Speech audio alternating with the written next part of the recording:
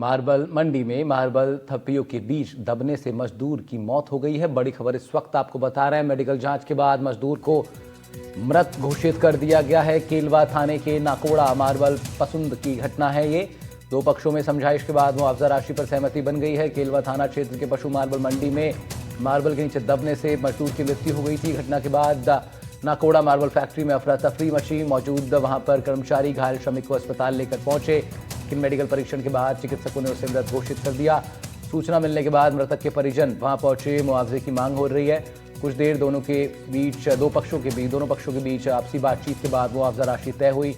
परिजनों ने शव का पोस्टमार्टम कराने पर सहमति जाहिर की।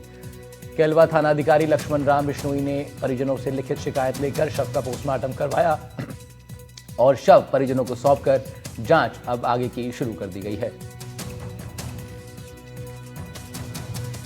तरुण जोशी हमारे सहयोगी फोन लाइन पर हमारे साथ जुड़ रहे हैं। तरुण, किस तरह ये घटना घट गई, क्या जानकारी मिल रही है और क्या सहमति अब दोनों पक्षों के बीच बनी है? जी बिल्कुल, केलवा थाना क्षेत्र के पसंद स्थित मार्बल मंडी में एक मार्बल गैंगस्टर के ऊपर जब ये मार्बल की थप्पियों को जमाने का काम कर रहा था मजदूर, और उसी दौरान अचानक थप्पियां स्लिप होने से उसके ऊपर आ गई और मौके पर ही दर्दनाक हालत हुई, जिससे अफरा तफरी मच गई। आसपास के जो मजदूर मौजूद थे वो उसे लेकर आरके जिला चिकित्सालय पहुंचे और चिकित्सकों ने जहां उसे मृत घोषित कर दिया। और उसकी मौत की सूचना के बाद जो है श्रमिक संगठन और मार्बल व्यवसायी भी मौके पर जमा हो गए और जो मजदूरों ने उसके मृतक के परिजनों के लिए मुआवजे की मांग की और करीब 15-20 मिनट आधा घंटा तक उनके बीच में बहस चलती रही और आखिर मुआवजा राशि पर सहमति बनने के बाद शव का पोस्टमार्टम करवाया गया। और फिलहाल जो है शव का पोस्टमार्टम करने के बाद शव परिजनों को सौंप दिया गया है और थाना अधिकारी मामले की जांच में जुटे हैं। जी,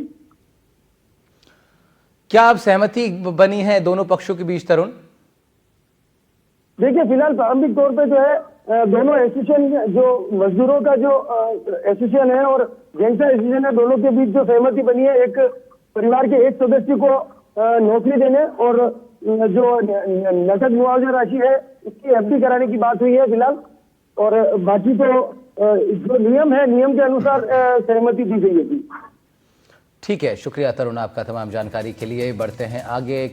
राजसमंद के बाद बात कर लेते हैं कोटा की, जहां से एक और बड़ी खबर आ रही है। रेलवे कॉलोनी थाना इलाके के विकास नगर में सूने मकान में चोरी की वारदात को अंजाम दिया गया है। वीडियो भी सामने आ गया है। अज्ञात बदमाश मकान का ताला तोड़कर सोने की जेवरात के साथ साथ करीब 50,000 रुपए की नकदी चुराकर फरार हो गए। वारदात के दौरान पीड़ित परिवार अपने गाँव गया हुआ था। सीसीटीवी फुटेज में घटना सामने आई है। तस्वीरों में आप देख सकते हैं किस तरह मकान के अंदर ये चोर घुसते हैं और सोने की जेवरात समेत 50,000 की नकदी चुरा करके वहां से फरार हो जाते हैं, गेट को तोड़ते हुए। इस वीडियो में ये लोग दिखाई दे रहे हैं। फिलहाल रेलवे कॉलोनी थाना पुलिस मामले की जांच पड़ताल कर रही है। शाकिर अली हमारे सहयोगी फोन लाइन पर हमारे साथ जुड़ रहे हैं। शाकिर, कहां तक पहुंची पुलिस की तफ्तीश? क्या आरोपियों की धरपकड़ हो पाई है? ये देखिए, जो सीसीटीवी फुटेज पुलिस को मिला है उसके मुताबिक पुलिस अब इस पूरे मामले की जांच कर रही है। जो शख्स नजर आ रहा है तस्वीरों में, के हाथों में सरिया भी है और वो गेट तोड़ता हुआ भी नजर आ रहा है। ये मानपुरा विकास नगर का मामला है। परिवार जो है सुल्तानपुर पारिवारिक कार्यक्रम में शामिल होने गया था। उस दौरान जो है ये सूने मकान में इस वारदात को चोर ने अंजाम दिया है। तो फिलहाल पुलिस जो सीसीटीवी फुटेज मिला है उसके आधार पर जांच कर रही है, तलाश कर रही है, संदिग्धों की तलाश कर रही है। लेकिन जिस तरह का पूरा घटनाक्रम सामने आया है, सूने मकान में इस वारदात को अंजाम दिया गया है, यानी पहले से ही चोर रेकी कर रहे थे और जब उनको पता चला तो उन्होंने इस वारदात को अंजाम दिया। करीब 50 ग्राम सोने की जेवर और 40,000 से ज्यादा की नकदी जो है चोरों ने उस पर हाथ साफ किया है। और रेलवे कॉलोनी थाना पुलिस अभी पूरे मामले में जांच कर रही है।